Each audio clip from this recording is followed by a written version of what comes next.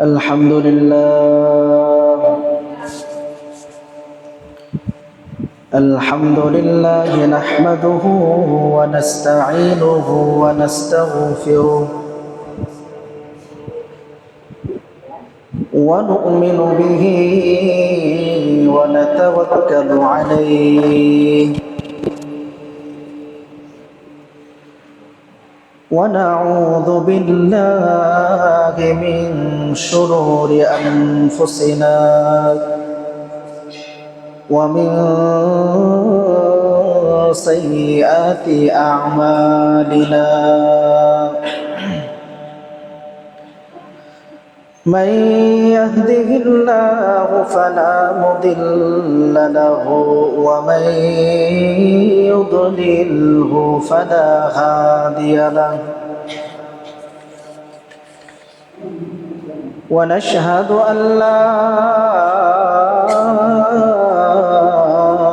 إله إلا الله وحده لا شريك له. ونشهد أن سيدنا وسندنا وحبيبنا وحبيب ربنا وطبيبنا وطبيب قلوبنا ومولانا محمدا عبده ورسوله. أرسله الله تعالى بالحق بشيرا ونذيرا وداعيا إلى الله بإذنه وسراجا وقمرا منيرا. أما بعد فأعوذ بالله من الشيطان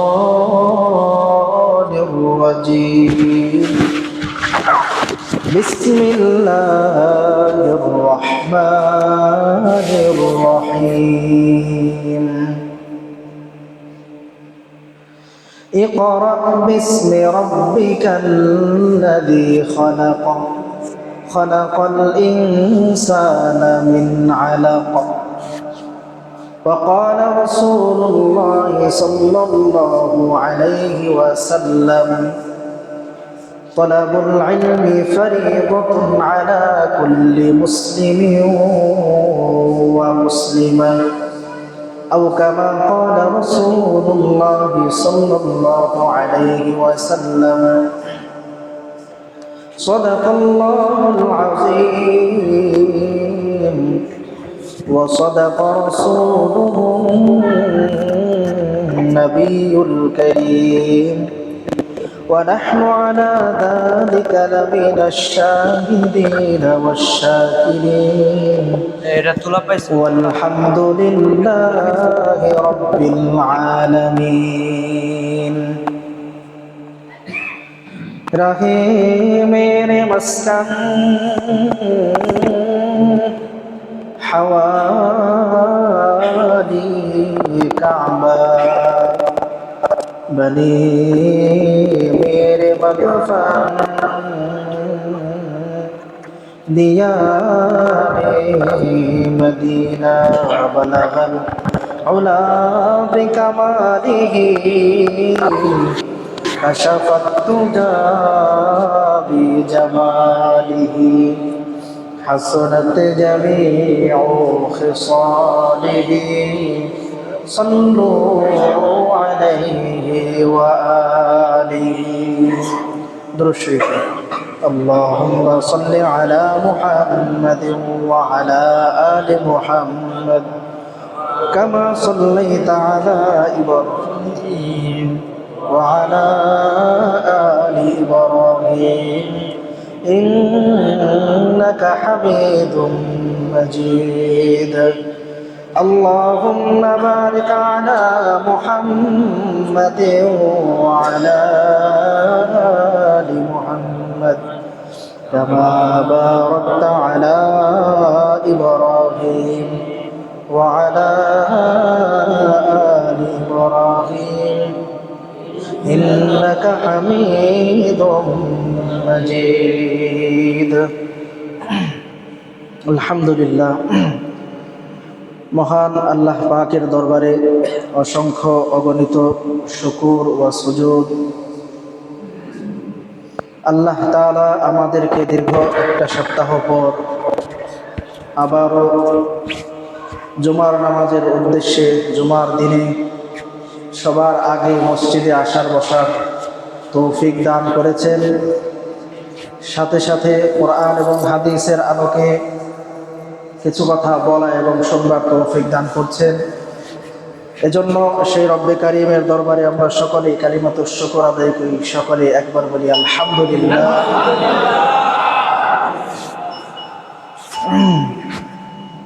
সম্মানিত হাজিরিন,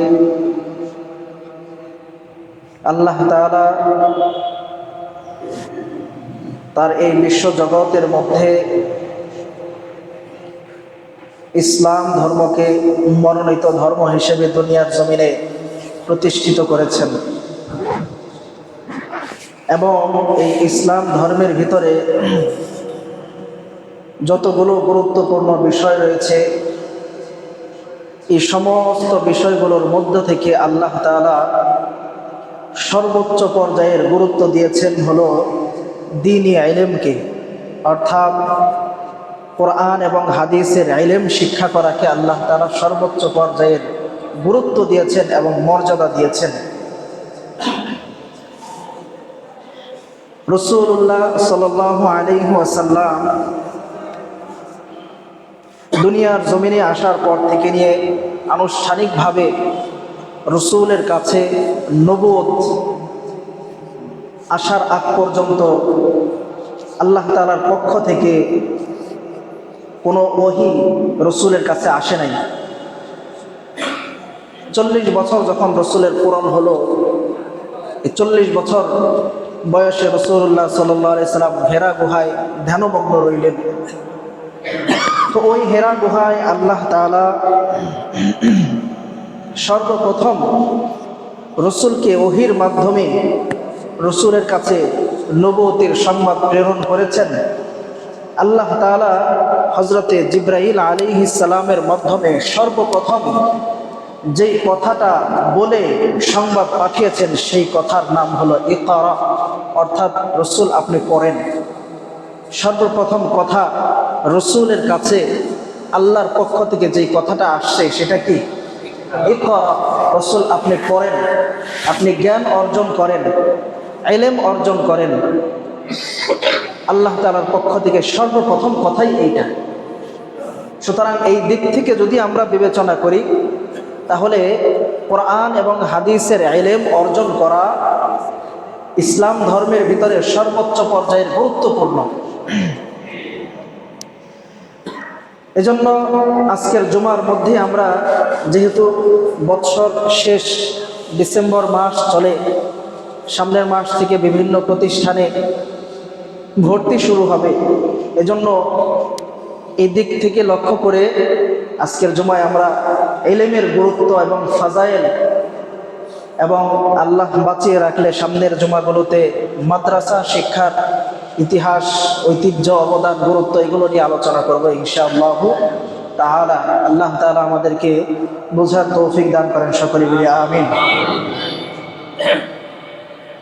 প্রখ্যাত মুফাসসির আল্লামা ইমাম কুরতুবী রহমতুল্লাহি আলাইহি তার কুরতুবী শরীফের 8 নম্বর খণ্ডে সূরা তাওবার 122 নং আয়াতের ব্যাখ্যা করতে গিয়ে তিনি বলেছেন, তলাবুল ইলমি ইয়ানকাসিমু কিসমাইনি, দ্বীনি ইলম শিক্ষা করা এটা দুই ধরনের। দ্বীনি ইলম তলব করা এটা দুই ভাগে এটাকে ভাগ করা যায়। এক প্রকার কি? ফরদুন আলাল আ'য়ান, যেই দ্বীনি ইলম শিক্ষা করা সমস্ত উম্মতে মুসলিমা, মুমিন মুমিনা সকলের জন্য ফরজ, ফরজে আইন, সবাইকে শিখতেই হবে, শিখতেই হবে। ফরজে আইন না শিখলে কোনো উপায় নাই, শিখা ছাড়া কোনো উপায় নাই। এটা হলো এক প্রকারের আল্লাহ তাআলা প্রদত্ত ইলম। 2 নাম্বার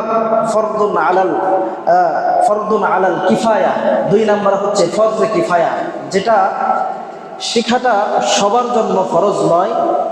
তবে জানাজার নামাজ যেমন ফরজে কিফায়া, কেউ না কেউ আদায় করতে হবে, না হলে এলাকার সবাই কি হবে? গুনাহগার হবে। তো আরেক প্রকার ইলম হলো ফরজে কিফায়া, এলাকার মধ্যে একজন বা একাধিক আলেম বানাইতেই হবে, না হলে এলাকার সকলেই কি হবে? গুনাহগার হবে। এই 2 প্রকারের ইলম। ফরজে আইন কোন জিনিস? ফরজে আইন হলো একটা মানুষ তার ঈমান আকীদা থেকে শুরু করে, তার মুমিন মুসলমান হওয়া থেকে শুরু করে, তার নামাজ রোজা, তার ইবাদত বন্দেগী, তার হজ যাকাত, তার লেনদেন, তার ব্যবসা বাণিজ্য, তার বিবাহ শাদী, এই যে দুনিয়াতে একটা মানুষ চলতে ফিরতে সে যেই জিনিসের সম্মুখীন হয়, এই সব কিছুর প্রাথমিক পর্যায়ের ইলমগুলোকে শিক্ষা করা, এটা হলো ফরজে আইন। সর্বপ্রথম একটা মানুষ মুমিন হইতে গেলে, ইসলাম ধর্মে যখন কোনো মানুষ দীক্ষিত হয়, তাকে মুমিন হইতে হয়, ইসলাম ধর্মে গ্রহণ করতে হয় এবং মৌলিক কিছু আকীদা এবং বিশ্বাসটা লালন করতে হবে। তো কি ধরনের আকীদা সে লালন করবে? আমি মুসলমান হইলাম, কিন্তু আমি মুসলমান হিসেবে আমার ভিতরে কি আকীদা থাকা দরকার, কেমন আকীদা লালন করা দরকার, আমি কি আদৌ এখনো মুসলমান আছি না নাই, এইটা যাচাই বাছাই করার মতো ইলম আমার ভিতরে থাকা দরকার আছে না নাই? না হলে কোন সময় বেঈমান হয়ে গেছে আমি নিজেও জানি না। ঈমান ভঙ্গের কি আছে? কারণ আছে। ঈমান ভঙ্গের কি আছে? কয়জন মানুষ ঈমান ভঙ্গের কারণ জানি বলেন তো? কয়জন মানুষ আছি আমরা ঈমান ভঙ্গের কারণ জানি, যে এই কাজ করলে আমার ঈমান ভেঙে যাবে, আমি বেঈমান হয়ে যাব, আমাকে পুনরায় ইসলাম ধর্ম গ্রহণ করতে হবে। কয়জন মানুষ আছি আমরা আকীদা সম্পর্কে পড়েছি, যে আমি একজন মুসলমান হিসেবে আমার কি কি আকীদা থাকা দরকার, এই আকীদা সম্পর্কে কয়জনই পড়েছি? অনেক সময় আমরা বিরূপ আকীদা পোষণ করি, অন্যান্য ধর্মের অনেক আকীদা আমরা পোষণ করি, যেটা ইসলাম ধর্মের আকীদা নয়। এই যে কারণ মুসলমান তার প্রাথমিক পর্যায়ে ঈমান আনতে গেলেই যে ইলমটা তার দরকার ছিল, ফরজে আইন, সেটা সে শিক্ষা করে নাই, যার কারণে তার আকীদা হলো উল্টাপাল্টা, তার ঈমান আছে না নাই সে নিজেও জানে না, কোন কথার মাধ্যমে ঈমান চলে গেল সে বলতেও পারে না। এরপরে ঈমান আনার পরে একজন মানুষ, আমরা দৈনিক 5 ওয়াক্ত নামাজ পড়ি কি পড়ি না? কি বলেন? দৈনিক 5 ওয়াক্ত নামাজ পড়তে হয় কি হয় না? যেই ব্যক্তি মুমিন মুসলমান, তার জন্য দৈনিক 5 ওয়াক্ত নামাজ ফরজ। খাবার খাওয়াটা আমার জন্য যেমন ফরজ, খাবার খাইতে হবে এটা যেমন আমি বুঝি, দৈনিক 5 ওয়াক্ত নামাজ পড়তে হবে এটাও ঠিক তেমনিভাবে আমাকে বুঝতে হবে। তো এইবার আসেন, দৈনিক একটা মানুষ আমরা 5 ওয়াক্ত নামাজ মসজিদে আইসা ঠান্ডা পানিতে ওযু করে নামাজ পড়ি, কিন্তু এই ফরজটা আদায় করতে গেলে আমাকে নামাজের নিয়ম কানুন সম্পর্কে, মাসআলা মাসাইল সম্পর্কে জানতে হবে। এই জানাটা হলো ফরজে আইন, এই জানাটা হলো প্রত্যেক মুসলমানের জন্য ফরজ। তো কয়জনে জানি? কয়জনে আমরা জানি কোন কোন কারণে নামাজ ভেঙে যায়? কয়জনে আমরা জানি কোন তরিকায় ওযু করতে হয়? কয়জনে জানি কয় কাজ করলে ওযু ভেঙে যায়? কয়জনে নামাজের ওয়াজিবগুলা গুনে গুনে বলতে পারেন? নামাজের সুন্নাত, নামাজের সুন্নতে মুআক্কাদা, নামাজে কোন কোন বিষয়গুলা মাকরুহ, কয়জনে জানি? অথচ এটা আমার আপনার জন্য কি ফরজে আইন, শিখতেই হবে, না শিখলে আমার আপনার নামাজ হবে না। আল্লাহ তাআলা কবুল করবে না না করবে এটা আল্লাহর ব্যাপার, বাকি নিয়ম অনুযায়ী। এখন আমি কাইফিয়তগতভাবে যেটা দেখা যায়, আমরা মুসলমান তো দেখা মুসলমান, বাপদাদার সেই ছোটবেলা থেকে দেখে আসতেছি যে নামাজ এইভাবে পড়তে হয়, প্রথমে হাত উঁচাইতে হয়, এরপরে হাত বাঁধতে হয়, রুকুতে যাইতে হয়, উঠতে হয়, সেজদায় যাইতে হয়, উঠতে হয়, বৈঠক করতে হয়, সালাম ফিরাইতে হয়, বাস নামাজ শেষ। এতটুকু তো দেখা যায়, এতটুকু সবার ঠিক আছে, কিন্তু হাত বাঁধার পরে আমি কি করব? এখানে কি সানা পড়তে হবে কি হবে না? 100-র মধ্যে 50 জনই সানা পারবে না, সত্য কথা এটা, পারবে না। সূরা ফাতিহা অনেকেই পারে না, পারলেও ভুল করে। সূরা ফাতিহার পরে আরেকটা সূরা মিলাইতে হবে। ওই তো ছোটবেলায় কোনো রকম মা বাবার বকা শুই না মসজিদে গিয়া মুখস্থ করা হয়েছিল কুল হু আল্লাহ, ইন্না আতাইনা কাল কাউসার, আলাম তারা, এই কয়েকটা সূরাই আমি জানি, এর বাহিরে আমি জানি না। জানলেও প্রথম রাকাতে কোন সূরা পড়বো, দ্বিতীয় রাকাতে কোন সূরা পড়বো সেটা আমার জানা নাই। নামাজে বৈঠকে কি পড়তে হবে সেটা আমি জানি না। বিতরের নামাজে দোয়ায় কুনুত করতে হবে, 100-র মধ্যে 80 জনই পারে না। অথচ এটা ওয়াজিব। এটা কি ওয়াজিব? তো এইটা আমার জন্য শিক্ষা করা কি ফরজ, ফরজে আইন, শিখতেই হবে, না হলে আমার নামাজ হইতেছে না। নামাজের মধ্যে 1 রাকাত 2 রাকাত না পাইলে আমি বাকি নামাজ কিভাবে পুরা করব এটা আমাকে জানতে হবে। কারণ অনেক সময় আমার 1-2 রাকাত ছোটে না, ছোটে, তো কিভাবে করব? তো এই জিনিসগুলা আমার আপনার জন্য জানা ফরজ। নামাজ গেল, এরপরে আসেন রোজা। রোজার মধ্যে খেয়াল করে দেখবেন, আগেকার জামানার ভাব ধরে এখনো আমরা বসে থাকি, যদিও এখন ঘড়ি আইসা পড়ছে, ডিজিটাল সব জিনিস। মসজিদের মাইকে এলান হচ্ছে সেহরি খাওয়ার সময় আর মাত্র 1 মিনিট সময় বাকি আছে, এখন আমি খাইতে বসি নাই, এখনো আমি খাইতে। আমার ধারণা কি যে আমি বসবো যে পর্যন্ত আজান চলে, আমিও ততক্ষণ খাবো, ঠিক কিনা? ভুল বললাম? যতক্ষণ পর্যন্ত আজান চলে আল্লাহর বান্দা ততক্ষণ খায়। আগেকার সময়ে মানুষ পশম দেখা পর্যন্ত খাইতো, ঘড়ি ছিল না, ডিজিটাল জামানা ছিল না, মাইক ছিল না, তো তারা নিজেদের মতো খাইছে, ওইটা আল্লাহ ভালো বুঝে। কিন্তু এখন তো সব কিছু সামনে আছে। সেহরি খাওয়ার শেষ সময়ের 5-7 মিনিট পরে আজান হয়, সতর্কতামূলক। ওয়াক্ত আসার সাথে সাথে সেহরি খাওয়ার সময় শেষ, তারপরেও 5-7 মিনিট পরে আজান হয়। তাহলে আপনি তো ওই 5 মিনিট খাইছে, ইমাম মুয়াজ্জিন সাহেব যখন আজান দেয়, আজান দিতে 3-4 মিনিট সময় টাইম লাগছে, আল্লাহু আকবার থেকে লা ইলাহা ইল্লাল্লাহ পর্যন্ত, অতটুকু খাইছে, আছে না? এবার বলেন তো ব্যক্তির রোজাটা হইল? সে তো এই ব্যাপারে জানেই না। তার রোজা রাখতে গেলে এই যে বেসিক যে মাসআলাগুলো, এটা তো তার জানতে হবে। সে জানে না বিধায় সে এইভাবেই খায় আসতেছে। এমন মানুষ আছে খোদার 30টা দিন রোজা রাখে, এইভাবেই খায়। তাদের একজনেরও রোজা হয় নাই, একজনেরও কি হয় নাই, রোজা হয় নাই। যারা এমন করছেন নিজেরা তো জানেন, এই শীতের মধ্যে সব রোজা কাজা করবেন। কয় বছর ধরে থাকেন না কেরা, এগুলো সব কাজা করবেন। তো এই বেসিক ইলমগুলো আমাদের থাকতে হবে। যাকাতের মধ্যে কতটুকু সম্পদ আমার হলে আমাকে যাকাত দিতে হবে, এটা আমার জানা থাকা দরকার, আছে না? প্রত্যেক বছর কেন আমি হিসাব নিয়ে দৌড়াবো? আমার এই ইলমটা থাকতে হবে। আমাকে আল্লাহ তাআলা সম্পদ দিয়েছে, এটা আমার জানাই থাকতে হবে, আমার ইলমের ভিতরে থাকতে হবে যে আমার এই পরিমাণ সম্পদ, আমি নিজে ক্যালকুলেটর দিয়ে বের করে ফেলবো যে আমার এই পরিমাণ যাকাত। কেন প্রত্যেক বছর আমার খটকা লাগবে, কতটুকু দিব, কি পরিমাণ দিতে হবে, বেশি দিলাম না কম দিলাম? এই যাকাত দেওয়ার জন্য যতটুকু ইলম দরকার, এতটুকু ইলম জানা আমার আপনার জন্য ফরজে আইন। এরপরে হজের মধ্যে, হজের মৌসুমে হজ করবে, ভালো কথা, গিয়া কিভাবে কি করবে নিজেও জানে না, মুআল্লিমরা যা শিখায় দেয় তাই করে। কেন আপনি হজে যাবেন, হজে যাওয়ার আগে এই ইলমটা শিক্ষা করেন না? হজের ইলম শিক্ষা করেন না? আমার টাকা পয়সা নেই, আমার হজের ইলম শিক্ষা করা এত দরকার না। আপনি তো যাচ্ছেন, আপনার তো দরকার, এটা আমরা করি না। এটা শিক্ষা করা ফরজ। লেনদেনে আসেন, লেনদেন আমাদের করতে হয় কি হয় না? লেনদেন করতে হয়। প্রত্যেকটা মানুষ আমরা আরেকজনের মুখাপেক্ষী, নিতে হচ্ছে দিতে হচ্ছে। কিভাবে লেনদেন করতে হবে? কিস্তিতে অনেকেই মোবাইল ফোন বিক্রি করছে, ফ্রিজ বিক্রি করতেছে।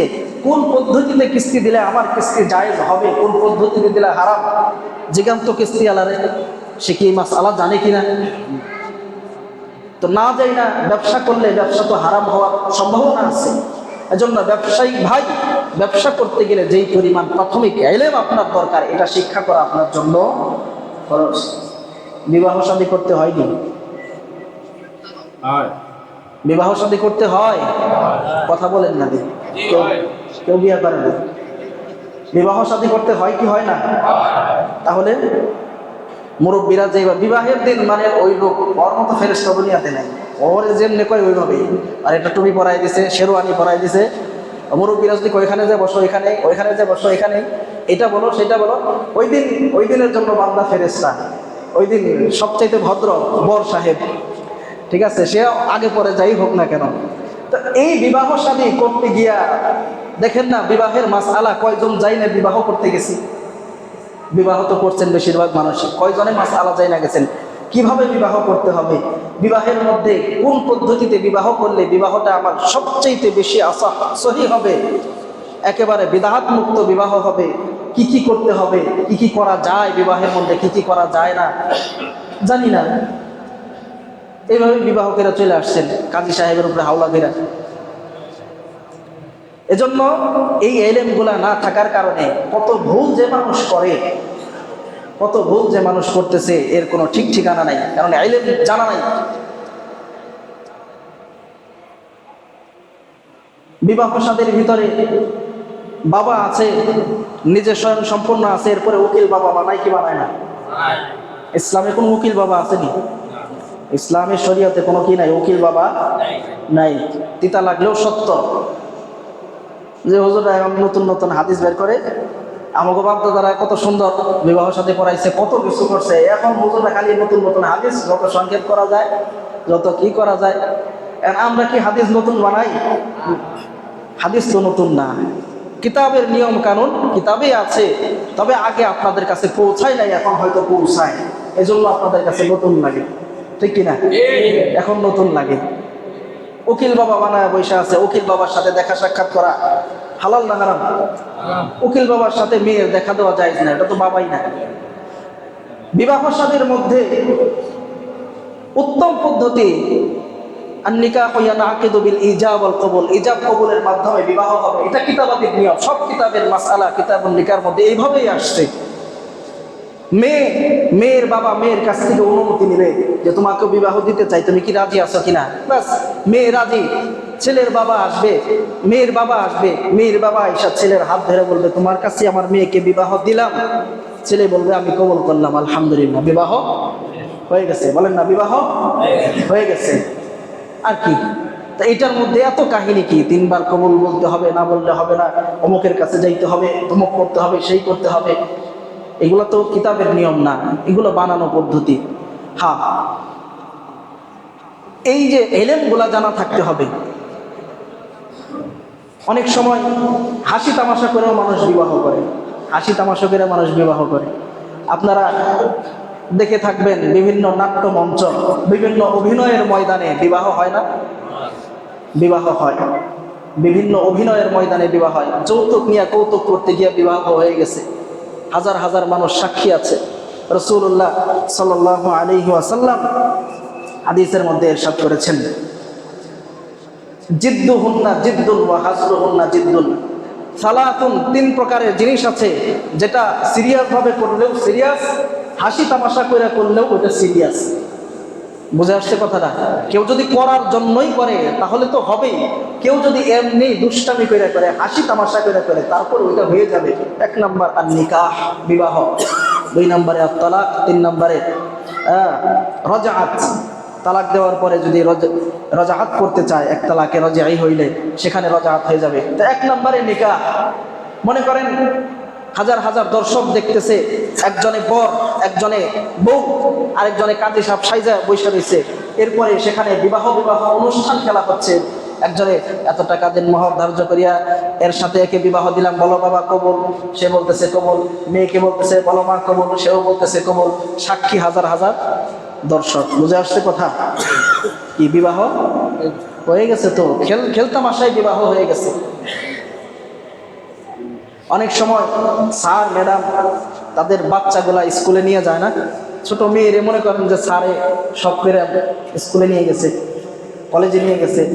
এরপরে কিছু ছাত্র থাকে যারা দুষ্টামি করে, স্যার আপনার মেয়েরে বিয়ে দিবেন নি?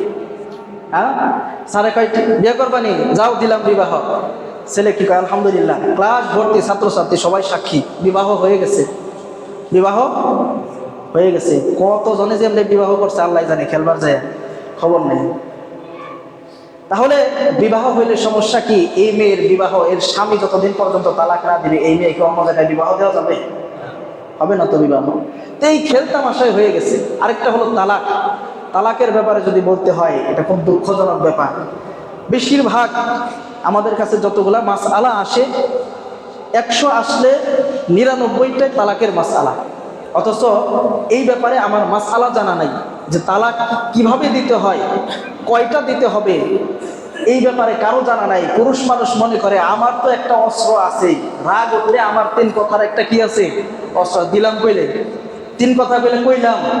তার যে ভয়, বেশি রাগ উঠলে মারামারি টারামারি কইরা যা তরে দিলাম 1 তালাক 2 তালাক 3 তালাক, আইন তালাক বাইন তালাক, তোর মাই তালাক, তোর বাপে তালাক, তোর নানাই তালাক, তোর নানি তালাক, তোর 14 গোষ্ঠী তালাক দেয় কি দেয় না? আর 14 গোষ্ঠী ধৈরা তালাক দেওয়া যায়। অথচ ওই মগাই তালাক দিতে হবে কিভাবে সেটাও জানে না। রাগ উঠছে, 2 ঘন্টা পরে যখন রাগ ঠান্ডা হয়েছে, একটা বাচ্চা আছে 10 বছরের, আরেকটা আছে 20 বছরের, অথচ এমনও আছে নাতিপুতি হয়ে গেছে, এখন তালাক দিয়ে দিছে। তো এখন মনের ভিতরে ভয় আসছে যে এই স্ত্রীকে নিয়ে খাওয়া যাবে কি যাবে না, যাই হুজুরের কাছে। এখন যখন মাসআলার জন্য আসছে, হুজুর যখন দেখে যে 3 তালাক দিয়ে দিছে, যাও একেবারে ছাড়াছাড়ি। এখন হাতে ধরবো না পায়ে ধরবো এটাই বুঝে না, কানতে কানতে অস্থির। হুজুর একটা কিছু করেন, আমার এত দিনের সংসার 20-25 বছর, 15-16 বছরের একটা ছেলে আছে, ছোট একটা মেয়ে আছে, কই যাবে এরা? কেন তোমার তালাক দেওয়ার আগে মনে আসলো না এরা কই যাবে? এটা কেন হয়েছে?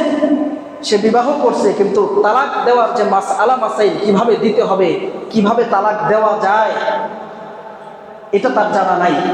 রাসূল হাদিসের মধ্যে ইরশাদ করেছেন, আল্লাহ তাআলার কাছে সবচাইতে উৎকৃষ্ট, সবচাইতে ভালো, সবচাইতে উৎকৃষ্ট হালাল হলো কোনো ব্যক্তি কোনো গোলামকে আজাদ করা। এটা হলো উৎকৃষ্ট হালাল। হালালের মধ্যে সবচাইতে ভালো গোলাম আজাদ করা, যেটা আমাদের সময় নাই। আর সবচাইতে নিকৃষ্ট হালাল, সবচাইতে নিকৃষ্ট, সবচাইতে খারাপ হালাল, সেটা হলো কোনো ব্যক্তি তার স্ত্রীকে তালাক দেওয়া। মাসআলা জানা নাই, তালাক দিয়া কেউ আর 1 তালাক 2 তালাক দেয় না, নগদে 3 তালাক, একেবারে সর্বোচ্চ পর্যায়ে, যেখানে ফেরত আনার কোনো কি নাই, সম্ভাবনা নাই। যে সম্ভাবনা আছে এই সম্ভাবনা বাংলাদেশে নাম দিছে হিল্লা, যেটা আরো হারাম, হারামের মধ্যে হারাম।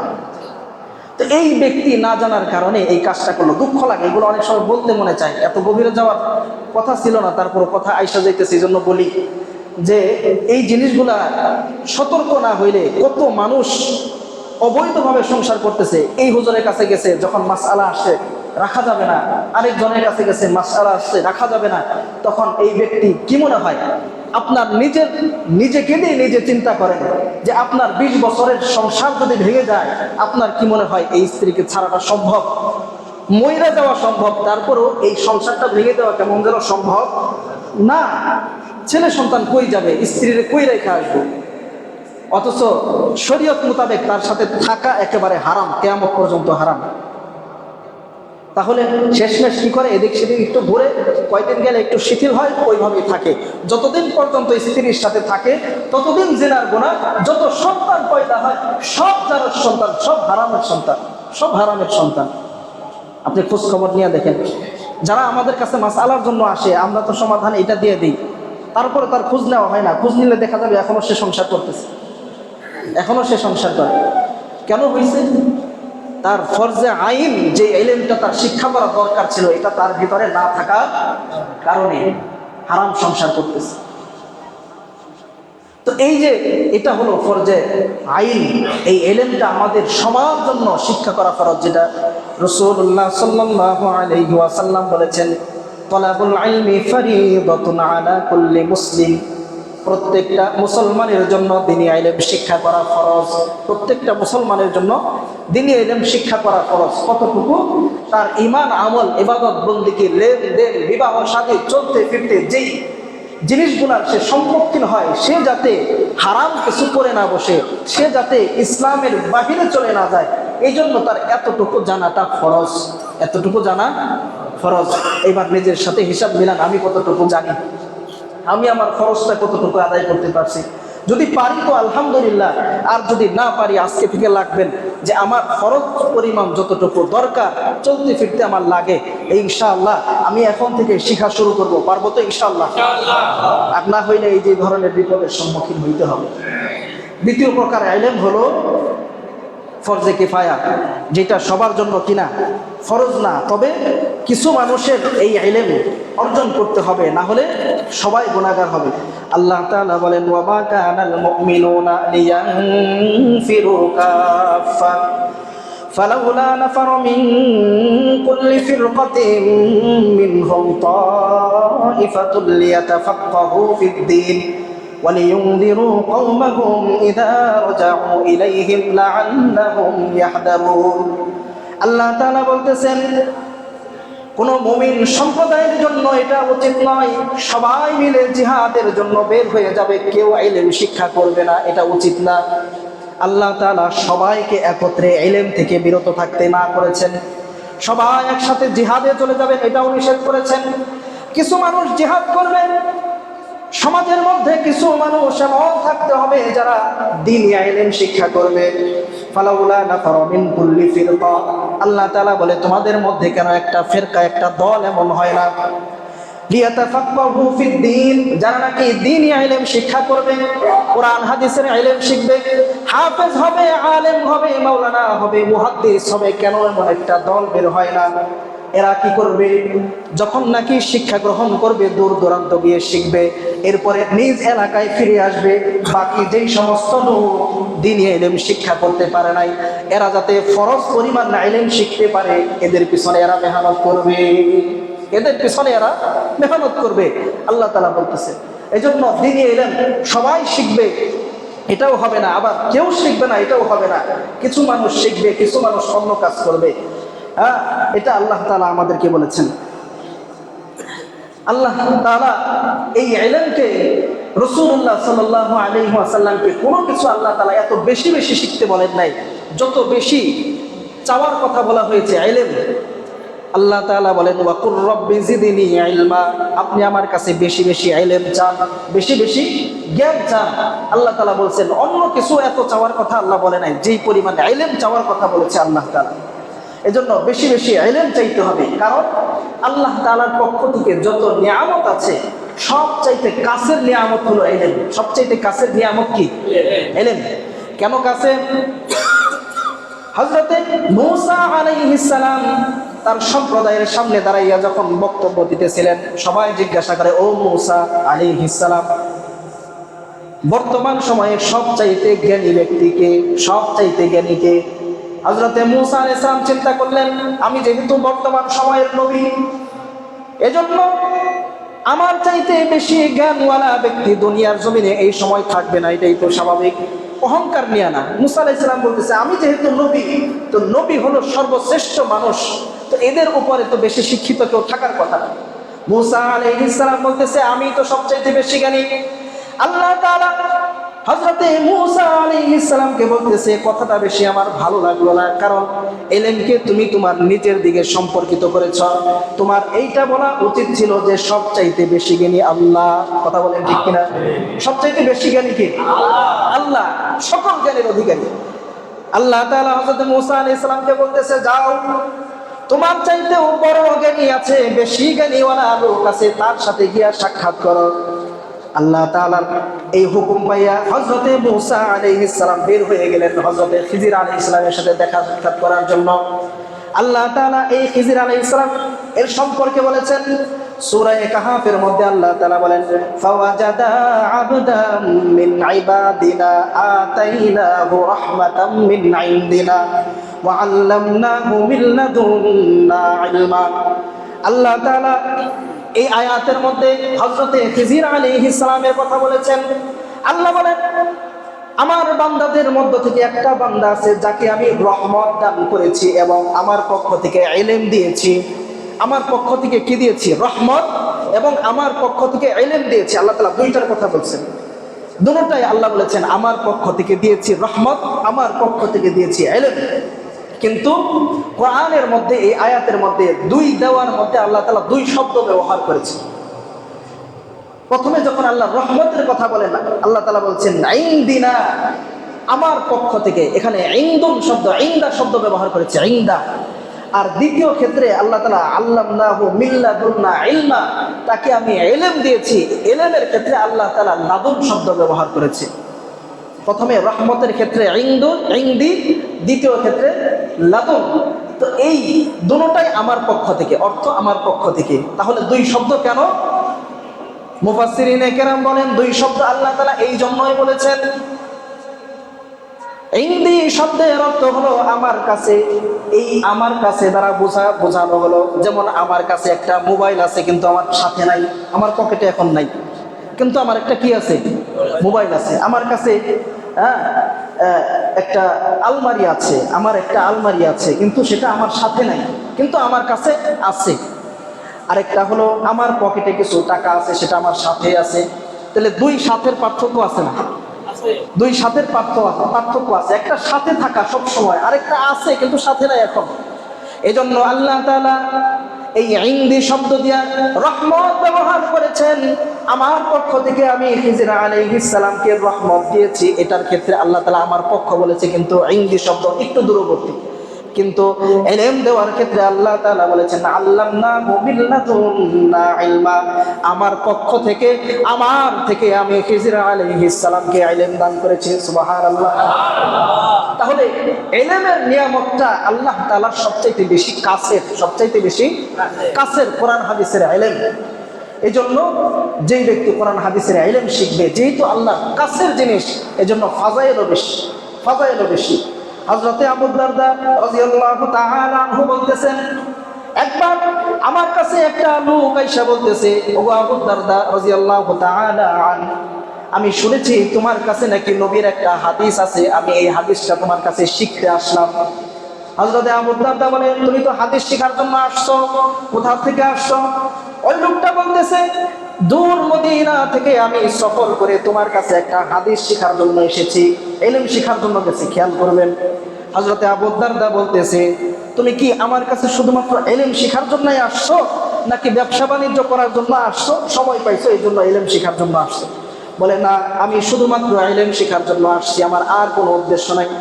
হযরতে আবু দারদা আবারও বলতেছে, একটু চিন্তা করো, অন্য কোনো উদ্দেশ্য আসছো কিনা? ওই লোকটা বারবার বলতেছে, আমার অন্য কোনো উদ্দেশ্য নাই, একটা মাত্র উদ্দেশ্য। আমি জানতে পারছি আপনি নাকি একটা হাদিস জানেন, ওই হাদিসটা আমি শিক্ষা করার জন্যই আসছি। হযরতে আবু দারদা বলে, শোনো শোনো, রাসূলুল্লাহ সাল্লাল্লাহু আলাইহি ওয়াসাল্লাম বলেছেন, মান সালাকা তরিকান ইয়ালতামিসু ফীহি ইলমান সাহালাল্লাহু লাহু বিহি তরিকান ইলাল জান্নাহ। যে ব্যক্তি ইলম শিখার জন্য ঘর থেকে বের হয়ে যায়, আল্লাহ তাআলা ওই ব্যক্তির জান্নাতের রাস্তা সহজ করে দেন। জোরে বলুন সুবহানাল্লাহ। শুধু তাই না, রাসূলুল্লাহ আরো বলেছেন, ওয়া ইন্নাল মালাইকাতা লাতাদউ আজনিহাতাহা লিদান লিতালিবিল ইলমি। তালিবে ইলম যে নাকি ইলম শিক্ষা করার জন্য বের হয়, তার এই বের হওয়াতে ইলম শিক্ষা করার কারণে ফেরেশতারা এত খুশি হয়ে যায়, তাদের নূরের ডানাগুলো ওই তালিবে ইলমের পায়ের নিচে বিছায়া দেয়। এখানে শেষ করেন নাই, রাসূল আরো বলতেছেন, ওয়া ইন্না তালিবাল ইলমি ইস্তাগফিরু লাহু মান ফিস সামাই ওয়াল আরদি হাত্তাল হিতানু ফিল মা। যে ব্যক্তি ইলম শিক্ষা করার জন্য বের হয়ে যায়, আসমান এবং জমিনের মধ্যে যা কিছু আছে সব কিছু, এমনকি পানির মধ্যে যেই সমস্ত মাছগুলো আছে, এই সমস্ত মাছগুলো ওই ব্যক্তির জন্য মাগফিরাতের দোয়া করতে থাকে। এটা হলো তালিবে ইলমের ফজিলত। আরো বহু আছে, হাদিসের মধ্যে আসছে, যে ব্যক্তি ইলম শিক্ষা করার জন্য বের হয়ে যায়, সে যেন গাবটি বুকসালে অস্ত্র নিয়ে জিহাদে বের হয়ে গেছে। সুবহানাল্লাহ। এজন্য ইলম শিক্ষা করতে হবে। এখন আমাদের ইলম শিক্ষা বলেন না, সবার বয়স হয়ে গেছে 40, 50, 60, 70, এখন আর ইলম শিক্ষা করার কি সময় আছে? কি বলেন, সময় আছে এখন? এখন এই তালিবে ইলমের ফজিলত কি ছোট ওই মাদ্রাসার ছোট ছোট বাচ্চাদের জন্যই? আমার জন্য। সুবহানাল্লাহ বলেন। সবার জন্য। যখন আজকে থেকে যদি আমি তালিবুল ইলম হয়ে যাই তাহলে এই ফজিলত তো আমার জন্যই। আজকে থেকে যদি আমি আমার কাজের পাশাপাশি একটা সময় বের করি কোরআন শিক্ষার জন্য, একটা সময় বের করি আমার ফরজা আইন যেই সমস্ত ইলম আছে এগুলো শিক্ষার জন্য, এই 5-10 মিনিট সময় যদি বের করি হাদিস শিক্ষার জন্য, তাহলে আল্লাহ তাআলা আমার নামটা ওই তালিবে ইলমের খাতার মধ্যে উঠাই দিবে। তাহলে এই ফজিলত এখনো নেওয়ার সুযোগ আছে, তবে আমার ইচ্ছা থাকতে হবে। এই তালেবে ইলমের ফজিলত অর্জন করা, এই সওয়াব নেওয়ার ইচ্ছা কি থাকতে হবে? আমার ভিতরে থাকতে হবে। হ্যাঁ, তালেবে ইলম হইতে গেলে হইলে কি ফজিলত, হাদিসের মধ্যে অসংখ্য ফজিলতের কথা আসছে, আলেমদের কি মর্যাদা, এগুলো তো অনেকবার আলোচনা করা হয়েছে। এজন্য হাদিসের মধ্যে রাসূল সাল্লাল্লাহু আলাইহি ওয়াসাল্লাম বলেছেন, কুন আলিমান আও মুতাআল্লিমান আও মুহিব্বান। এই যে রাসূল সাল্লাল্লাহু আলাইহি ওয়াসাল্লাম হাদিসের মধ্যে বলেছেন, আলেম হও, যদি আলেম হইতে না পারো তাহলে আলেমের ছাত্র হও, আলেমের ছাত্র হও। নিজে শিখতে পারো নাই, নিজে আলেম হইতে পারো নাই, তাহলে আলেমের দরবারে বসো, তারা কি বলে সেখান থেকে সবক গ্রহণ করো। তারপরে আও মুহিব্বান, তাও পারতেছো না, তাহলে আলেমকে মহব্বত করো। আলেমকে কি করো? মহব্বত করো। তালিবুল ইলমকে মহব্বত করো। তাও যদি সম্ভব না হয়, আও মুত্তাবিআন, তার অনুসরণ করো, সে যেইভাবে চলে সেইভাবে চলো। ওয়ালা তাকুন খামিসা ফাতাহলিক, 5 নাম্বার ব্যক্তি হইতে যাও না, ধ্বংস হয়ে যাইবা। 5 নাম্বার ব্যক্তি হইতে যাও না, ধ্বংস হয়ে যাইবা। এজন্য আমরা যারা মাদ্রাসায় পড়তে পারছি তো পারছি, যারা দ্বীনি ইলম শিক্ষা করতে পারছি তো আলহামদুলিল্লাহ। যদি না পারি, আমি আমার সন্তানকে দ্বীনি ইলমের শিক্ষায় শিক্ষিত করব, পারবো তো ইনশাআল্লাহ। আলেমের বাবা হইতে মনে চাই তো? হ্যাঁ, এই ফজিলত আমার জন্য আছে আলেমের। হ্যাঁ, যে ব্যক্তি আলেম হবে তার গার্ডিয়ানের জন্য বিশাল ফজিলত। এই জন্য আমার সন্তানকে দিব, সন্তানও যদি সম্ভব না হয় আমার নাতি নাতনি তাদেরকে দিব। এরপরও যদি সম্ভব না হয় তাহলে তাদেরকে ভালোবাসবো, মাদ্রাসায় যাব, তাদের পাশে বসবো, তাদের মাথায় হাত বুলাবো, তাদের অনুসরণ করব। এর বাহিরে যাতে আমরা কেউ না হই। এজন্য সবার প্রতি বিশেষ অনুরোধ, আমরা যারা আছি এই ইলমগুলো আজকে দেখেন না কয়জনে নামাজের নিয়ম কানুনগুলা পারি, কয়জনে আমাদের আসলে ওইভাবে শুধু বলাই হয়, কিন্তু বলতে যতক্ষণ এক কান্দে ঢুকে আর এক কান্দে কি হয়ে যায়, বের হয়ে যায়। কখনো এটা মনেও হয় না যে আসলে তো শিখা দরকার, একটু বসি একজনের কাছে শিখি। হ্যাঁ, লজ্জার একটা প্রতিবন্ধকতা আছে যে এখন যাবো আমি অমুক মানুষ তমুক মানুষ, কি কইব না কইব মানুষে। আসলে দুনিয়াতে মানুষ কি কইব না কইব, আখেরাতে কবরে গেলে আল্লাহ কি করবে, তখন তো ধরা খাইতে হবে ভাই। এজন্য একটু এহসাস পয়দা করেন, একটু অনুভূতি আনেন যে আমরা কি করি, একটু শিখি, কোরআন শরীফ শিখি। চেষ্টা করতেছি শুক্রবার, প্রতি শুক্রবার মাগরিবের নামাজের পরে, প্রতি শুক্রবার মাগরিবের নামাজের পরে আমরা আধা ঘন্টা 20 মিনিট আধা ঘন্টা আমরা একটা এখানে ই করব, একটা অনুষ্ঠান করব। অনুষ্ঠান বলতে একটা মজলিস, একটা ক্লাস করব প্রতি সপ্তাহে, যেটার মধ্যে দ্বীনি ইলমের এই যেটা বেসিক ইলম যতটুকু আমাদের জানা ফরজ এতটুকু আমরা শিক্ষা করব। নামাজ কিভাবে পড়তে হবে, কোন সময় কি পড়তে হবে, কোন সূরাটা কখন পড়তে হবে, কোন দোয়াটা কোথায় পড়তে হবে, এরকম একটা ক্লাস করলে প্রতি শুক্রবার মাগরিবের পরে অল্প সময় 20 মিনিট থেকে আধা ঘন্টা কেমন হয়? বুঝছি আপনার কাছে ভালো হয় কইছেন, তো না করলে আমি বাঁচি, আমার কি দরকার, আমার তো কোনো ঠেকা না। তারপর ঠেকা তো আরো ঠেকা, আমরা না বুঝলে তো আমাদেরকে বোঝাইবেন, বলবেন তো, নাইলে তো আমিও আর আল্লাহর কাছে ঠেকা। এজন্য একেবারে ফ্রি। অনেকেই মনে করছে যে আমি কই তাহলে